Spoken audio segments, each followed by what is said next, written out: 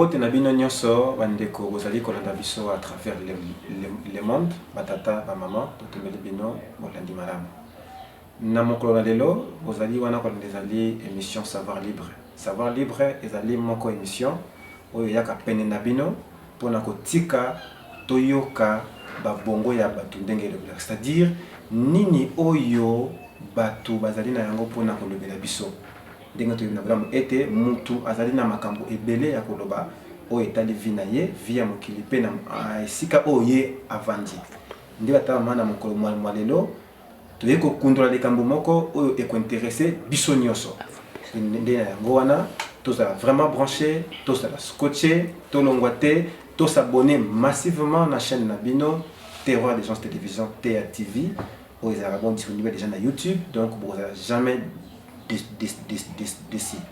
Batata ba maman toyebi no lisolo ya malamu lisolo ya le 30 juin 1960 toyebi ete ezali date oyo mboka na biso RDC ezwaka indépendance nde na yango wana mpona likambo yango tobengisaki bino papa na biso moko ye ezali papa pasteur azali chercheur indépendant azali mosali na kati ya lingoma Tasi Mukimbangu na yango wana toyebi bongo ensemble avec vous savoir libre c'est parti bandeko balandi bomoni décor ndenge ezali planté déjà de yambi papa na biso azali elongo na biso papa pasteur bonjour. Bonjour papa. Toujours rappelé internaute na biso et que yo zali pasteur kimbangiste responsable numéro 1 à paroisse Manga Fola. Manga Fola cité, vous allez chercheur indépendant, vous allez pasteur théologien. Papa Tosengo merci ndenge ondinu yamba invitation na biso. Merci beaucoup. Ndenge vous pensez que biso toya ko donc vous pensez na biso que bon invité. Merci. Papa, lelo bande ko na biso à travers le monde bazali na besoin ndenge to nosaki bango ba yo kalisolo ya le 30 juin 1960 indépendance mokolo o RDC zaki indépendance yango lelo to yeba na yo oyebisa ba mboka oyebisa ba baso zali kolanda biso à travers le monde likambango ya indépendance papa esalamaki ndenge nini likambango ya indépendance ezomaki ndenge nini banani bazalaki ba acteur principal pour la likambango mais yango na papa eloko toyeko yeba biso nyonso nkoma yalo yango wana ya mala papa topesha maloba oyo expliquer biso likambango elekanaki ndenge nini. Merci na komba tata mwana pe molimo centre. Je pense que ndenge ba tokoloba ngai révérend Godin Ngwashi na zalinde pasteur sectionnaire ya Manga Fola cité na commune ya Manga Fola na ville province ya Kinshasa.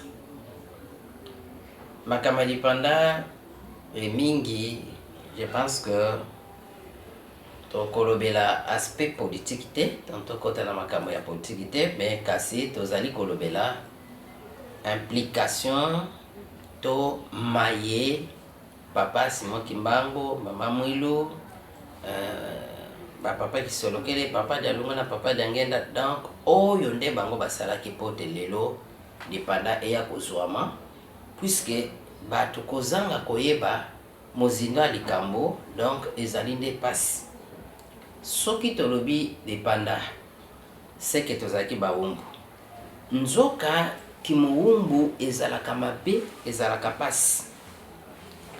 Alors kimuumbu ekozangisa yo kimia to ekozangiso bonsomi donc tu ne seras pas libre, manque de liberté na kimuumbu na kimuumbu okosambwa donc bakosambwisa yo seke bao bazali kokonza bino bakobanda kotindika osala makambo moko esengi mpena kosala te neti ndenge bazali komemisa bakoko na biso mondela aza likolo ati poi bino bomemaka ye. Kiboumbu ezali eloko moko elongolaka mutu bukoko na ye to les valeurs ancestrales positives okozasu na bavaleur wana te e kiboumbu ekozangisa yo bunzambe na yo to le valeur spirituelle puisque na lero na ba oyo bazali kokonza bino nde bakoya koimpose bino donc kondimisa bino na makasi mayibango balingi atako ekokani nezali na bino te non donc na aptitude na bino te. Alors biso ba oyo bayaki kokonza biso to bazwaki biso l'esclavagisme to bazwaki biso boumbu ezali nde ba belge tala nanu mokili na Belgique ezali musika kuna na poto en Europe nde baye kozwa biso kibowumbu awa na Afrique. Ya bato ya kokoma lolenge nini depananga ezwamaki nakanisi ekozala malamu pote tokoka kolembola pe mwa makambo mosusu ndenge nini bango ba Belge bakomelaki awa vers les années 1800 tokoti déjà na tango oyo kuna na poto bakomaka na posa mingi ya kokende koexplorer, c'est-à-dire koyeba ba mabele mosusu ba mboka mosusu bitandu mosusu et ba kosala ba découverte géographique et pona tina ya kokolisa pe kita na bango pe ko développer mokili ndenge yango ezalaki.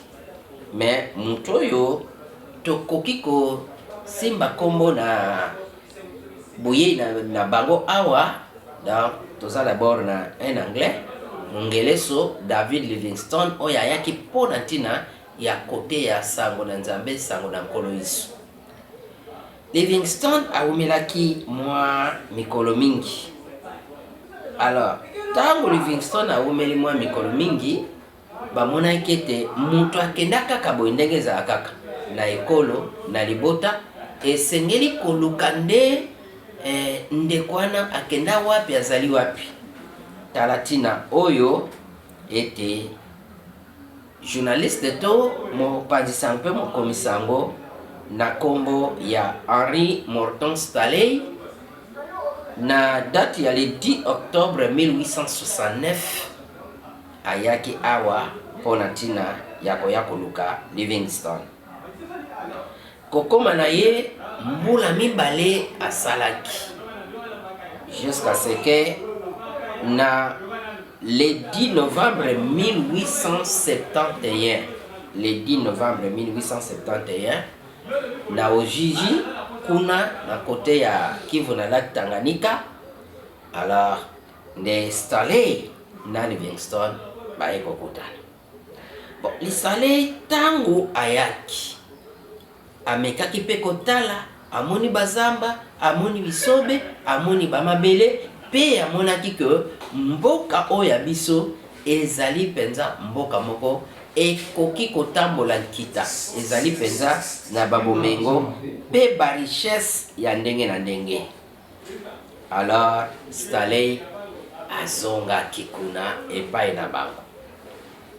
Tango aye kozonga kuna epai na bango aumelaki mwa mikolo apesaki ba rapport nyonso epai ya bandeko na bango. Voilà nga nake komona mokili moko eza kitoko toko kotombola nkita. Mais bango bamonaki les anglais que ekosenga bambongo mingi kolongola batu na masuwa bakende tikuna il faut qu'on passe la banzela il faut qu'on sala boy. On dirait que s'intéressaki vraiment te. Alors okola ba s'intéressaki vraiment te nzoka Staley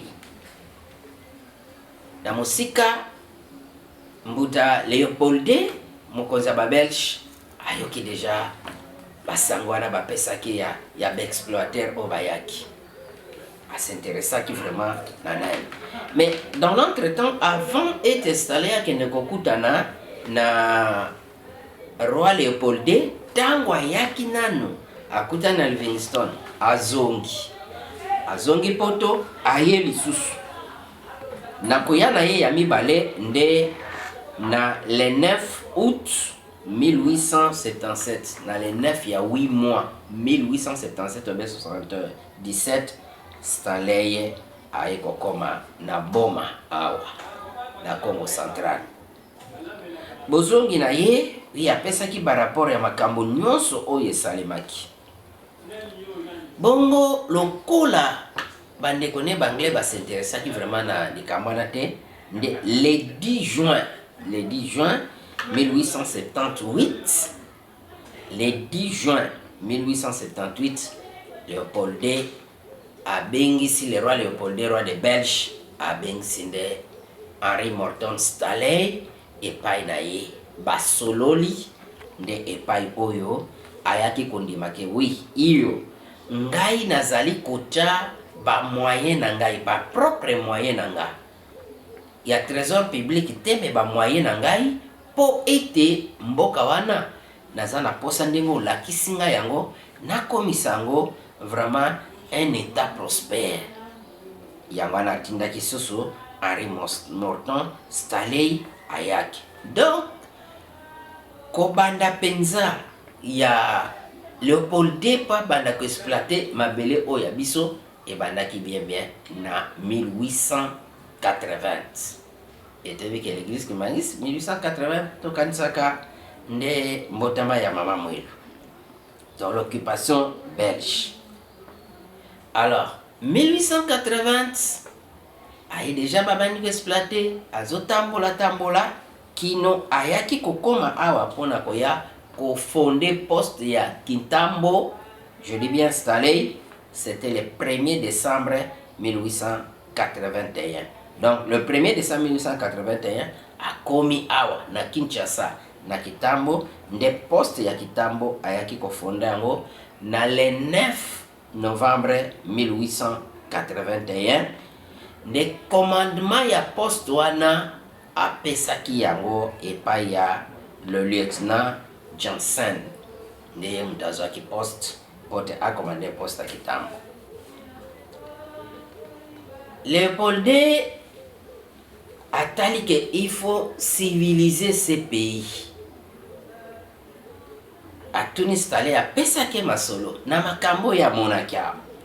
Léopold II abi namoni esengeli kotinda même ba missionnaire basango bakende bamema évangélisation bamema likambo na nkolo Yesu. Yango wana kendeki bayokana quand même avec le pape Léon III à cette époque-là, de basango bayaki. Mais kasi avant basango baya likambo na passe.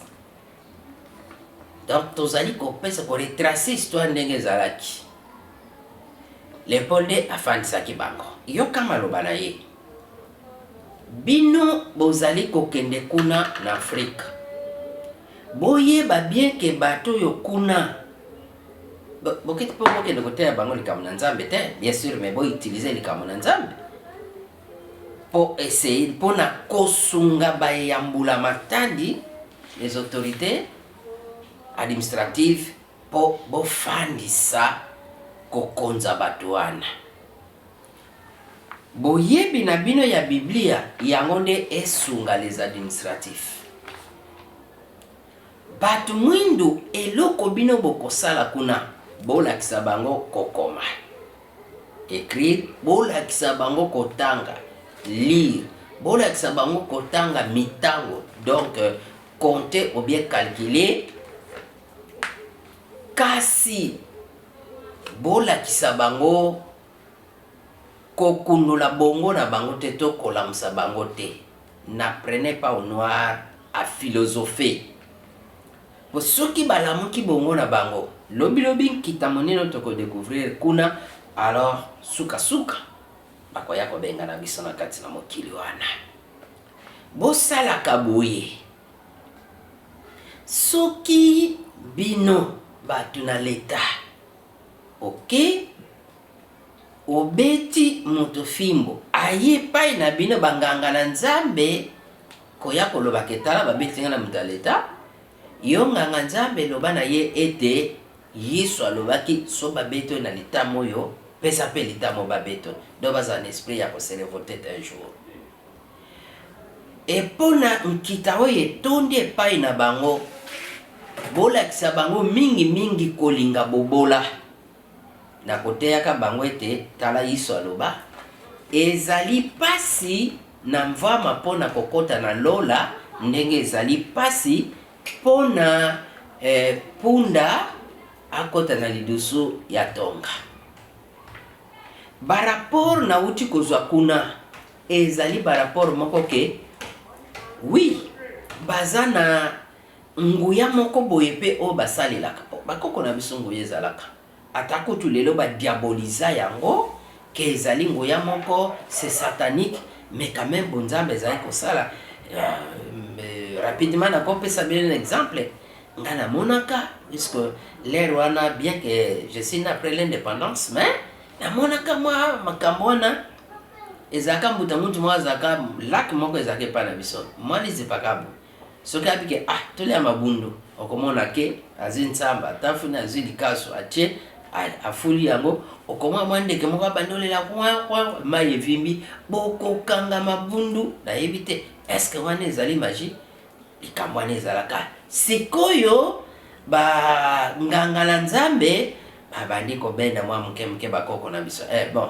yaka nani pouvoir wana ozalaka nango ezalaka ndenge nini bakoko babandi kopesa sekrana tikino baneutraliza bango kokonzama eye komona bato mosusu kona na poto babandi kosinteresse na Afrique yango etindaka ete le 15 novembre 1884 kino le 26 février 1885 basalaka likita oyo babengaka conférence de Berlin mpona kokabola Afrique baye bakaboli Afrique me na ntango wana bayaki kosignifie na Léopold II eke lokolo bandi kokonza Congo banda 1880 esengeli osala mbula tuku mitano il faut 50 ans soki 50 ekoki alors bopesa botsomi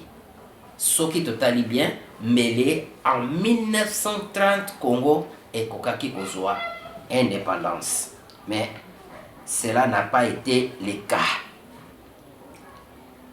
Léopold II abandi kokonza Congo ezaka lokola propriété privée na ye neti abimisi mbongo bake sale bilanga na ye abimisi biloko bilanga to bibwele oyo eboti na ferme na ye eza po na ye na famille na ye suka na yango po na ntina ya kokonza kopesa na maboko na kokonza lokola asinteresaka pe na nani na banani basango to na église catholique à ce moment-là bake kosigner boyokani ndenge nini bakokoza donc ce qu'on a appelé la convention oyo basignaka c'était le 26 mai 1906 c'était signature de la convention entre Rome, les Saint-Sièges, donc Vatican et le gouvernement belge, donc Léopold II. À ce moment-là, Moutazalaka pape, c'était Joseph Sarto, oyo kombo na ye ya ki pape zaki pape Pie X. Mais kombo na naissance, ezali Joseph Sarto. Ba kokonza mamoki na biso ebandi. Netango tokomi na le 2 août 1889. Le 2 août 1889, esika oyo Léopold II aye kosala testament alobi ke wuta lelo Congo ekozala susu propriété privée ya libota na ngai te kasi namoni mokili yango lokola ekoli il faut vraiment kofandisa penza l'état bien a légué Congo na gouvernement belge depuis le 9 août 1889.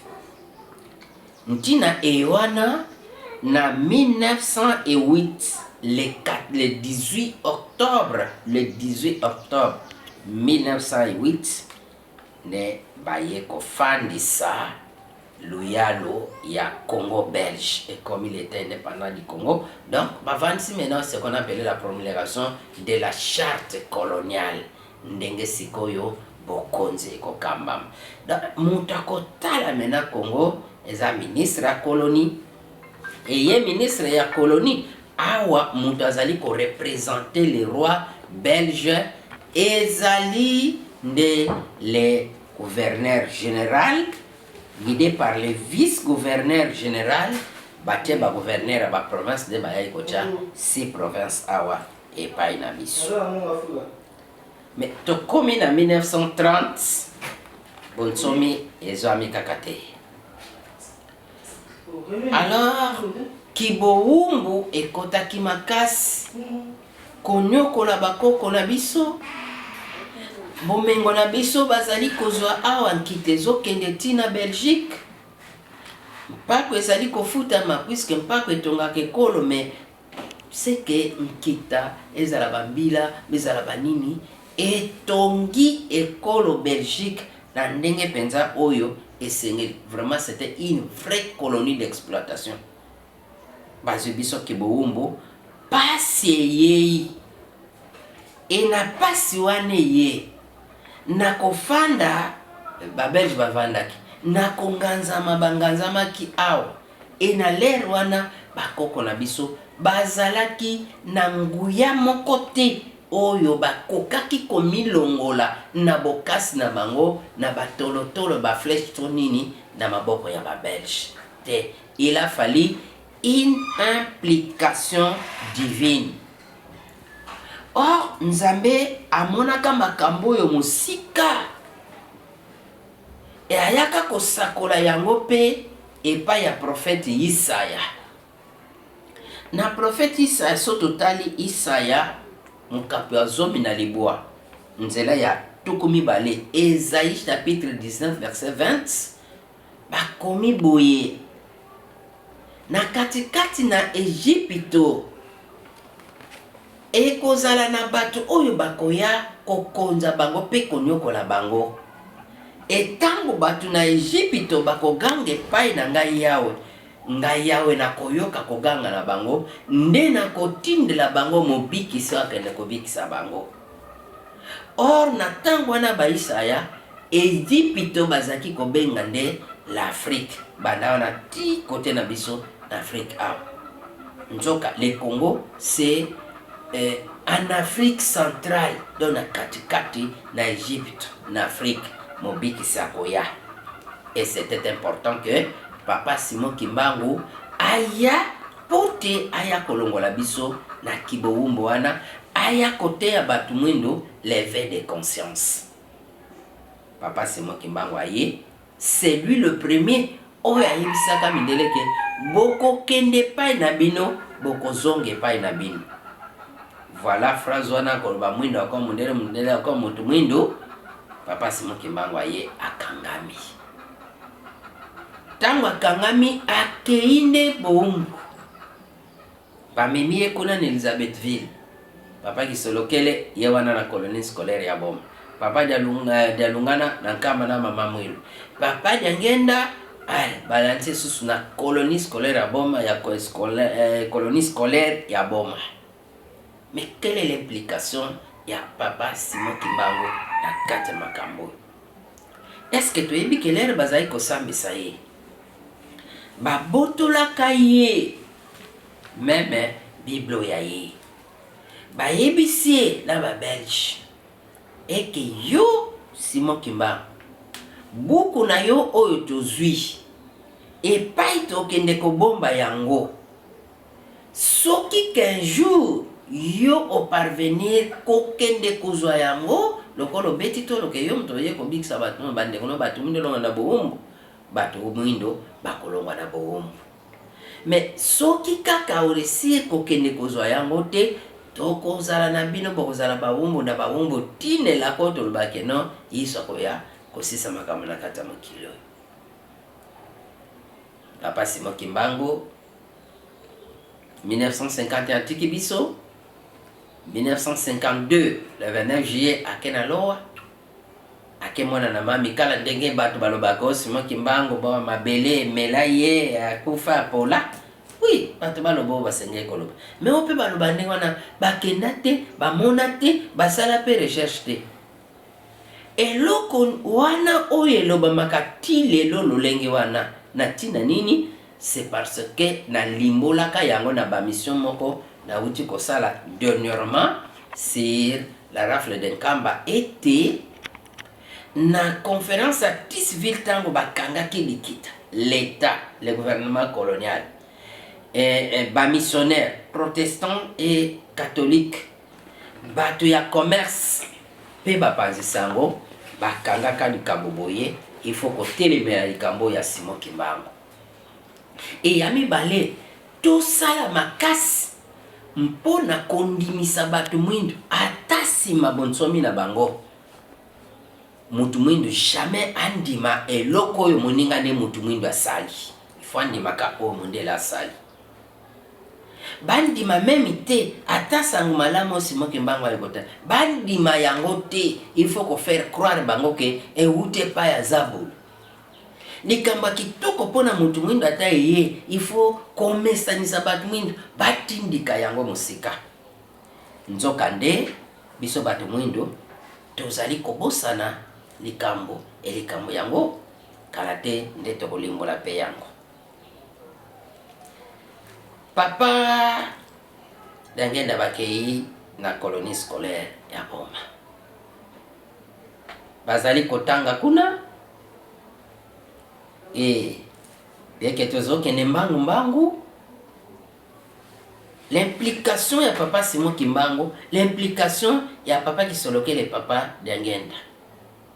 Basisi classe nde papa Dangenda aye kosala na gouvernement colonial. Soki Moïse akolaki na maboko ya Pharaon te, Moïse alingaki pe koyeba ba secrete oyo akozwela ba stratégie ya kobimisa bana Israël na bowumbu na Egypte. Et soki pe papa Dangenda akolaki pe na kati musala na gouvernement colonial de elingaki kozala na ye pe un peu difficile ya koluka ba stratégie pona bonsomi oya biso.